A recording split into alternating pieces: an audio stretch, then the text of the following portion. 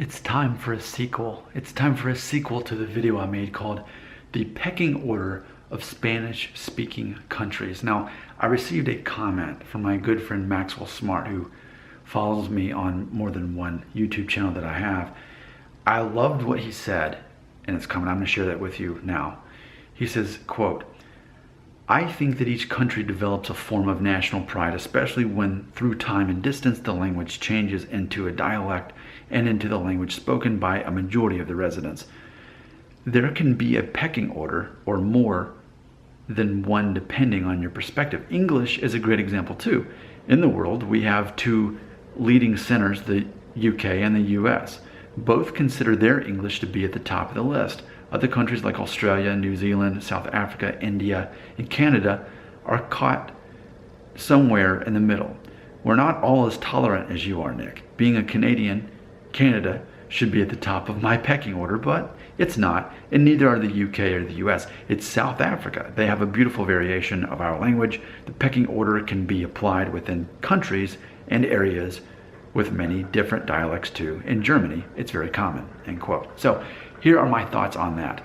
Immediately, I want to tell you my favorite dialect of the English language. And no, it's not American, though American makes the most sense to me, right? Because I can't hear the accent.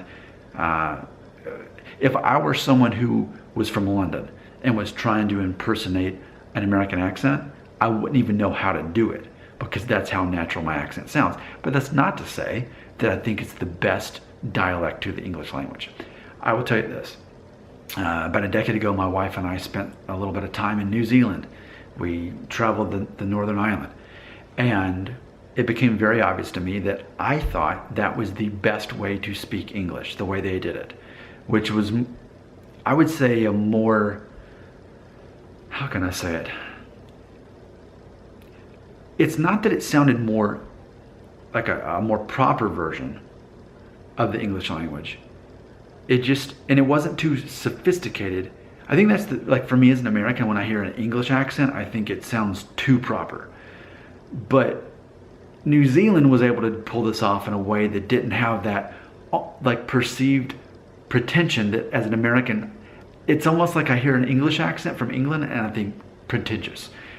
I do not think English people are pretentious, but somehow the accent seems a little nose up in the air. Like here in America, Madonna, the singer, she started speaking with a British accent and it just seemed pretentious. But somehow, if somebody from New Zealand, they don't sound that way to me. The New Zealand accent, which I think is very similar to the South African accent, comes across in a way that's proper but doesn't sound too high and mighty. So, as an American, I don't think that the American accent is the best version, which goes back to what Max is saying. Some people have so much national pride that they automatically think whatever the country does is automatically the best version of it, and I'm not that way. I'm proud to be an American, but to say that we do the best version of the English language, no. I give the vote to New Zealand. I think they win. And maybe this runner-up could be South Africa, possibly. You know, and I will actually say though, I think Canadians have a wonderful accent.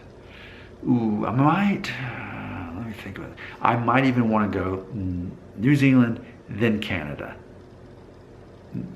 Because the Canadian accent, again, it's a little bit more sophisticated without being too much, and it's very subtle.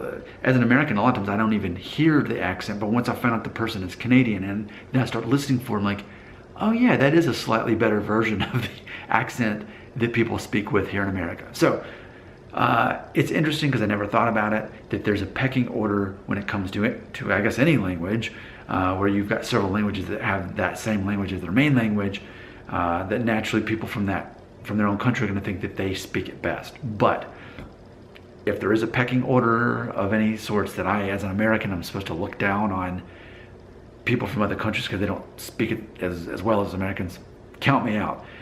Again, the thing I said about the English accent sounding pretentious, it's not that I think people are pretentious from England. Not at all. Not at all.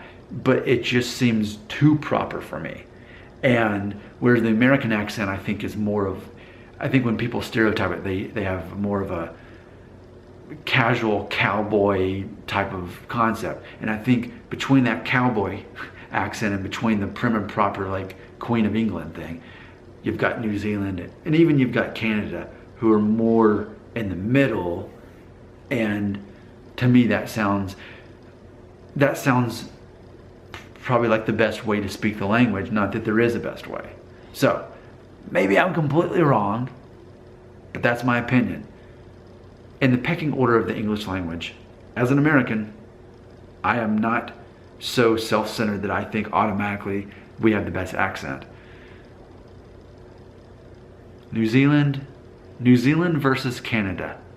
New Zealand versus Canada.